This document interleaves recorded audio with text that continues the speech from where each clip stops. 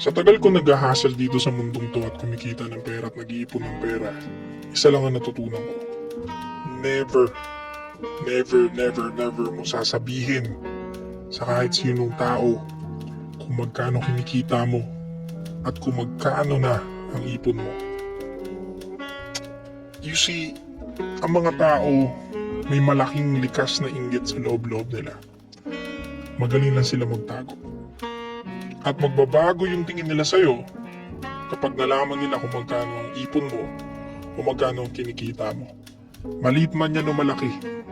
Kapag maliit ang kita mo at na-discover na at wala kang ipon, pwede ka nilang maliitin o magbabago yung level ng respect na ibibigay nila sa'yo.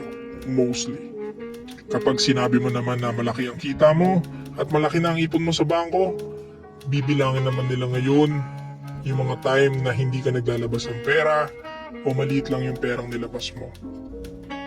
Sasabihin nila o iisipin nila sa'yo, may 5 million ka pala, may 10 million ka pala sa bangko, bakit mo nag-outing tayo, ganito lang nilabas mo, ganyan lang nilabas mo, bibilangan ka nila ng bibilangan, mostly.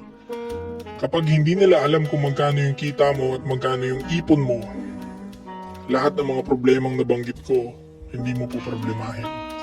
May peace ka, hindi ka nila pag-iisipan na masama, hindi ka nila pagtatangka na masama, hindi ka nila kukulitin sa mga anumang bullshit na bagay na pwede nilang gawin sa'yo.